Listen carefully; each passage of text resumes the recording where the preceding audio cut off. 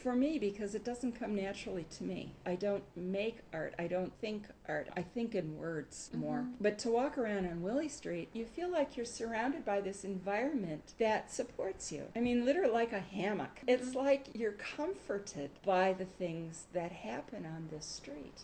You can be comforted by walking into Gallery 853 and seeing art on the wall. You can be comforted by walking in your backyard. Art changed the neighborhood. Back to Tushin and poetry.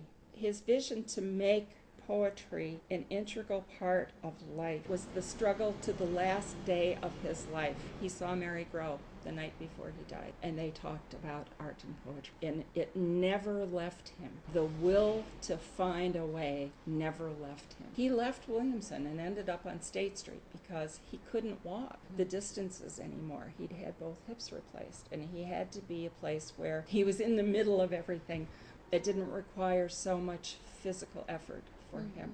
So he created the State Street Poetry Sheet. Well, there'd been a Williamson Street Poetry Sheet long before that. I don't know if there are any of them left, but he used to run stuff off and just pass it out. You know, you could walk down Willy Street and be handed somebody's tract or somebody's poem or somebody. For him and that small group of poets that he was very close to, creating events that brought public consciousness to the poetry, whether it was standing on the street and offending people, because some people were, you know, you hand them a poem and they go, what is this shit? Don't give me this shit. Other people would take it and say, oh my God, thank you. You know, what a surprise. The little books that they sold, and all the bookstores had them. Every little, what did it say on there, 50 cents a copy or something?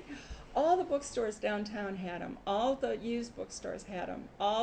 Every place had dozens of copies of dozens of poets, small press poets that lived in Madison, and all had this aggregate desire to make the world a more enlightened place by bringing, I don't know if consciousness is the right way to think of it, but by bringing people's thoughts and attention up into a realm that was, none of the words come to mind. It was not an esoteric realm. It was very real and it was very focused, but it was up above daily life. It was a way of putting your daily life in context. Their poetry, that's the best way, isn't it, to say it? Contextualized moments that everybody was having, that we were sharing. Some of them were political moments. Some of them came out of the newspaper. The whole thing about Isthmus, at the very beginning of Isthmus, poetry was a huge piece of what went into that newspaper to begin with. Poets were on staff there, not always writing poetry, but bringing that consciousness of the context as having deeper meaning than the words that you read. That there's a greater meaning to your life all the time if you only had someone standing next to you, engaging you in that conversation. And those poets were all into the conversation of poetry. And Tushin was into the word, the spoken word, which drove me nuts because I always wanted to read it first and then hear it. No, he says, you can't read it. You have to hear it to know what I'm saying.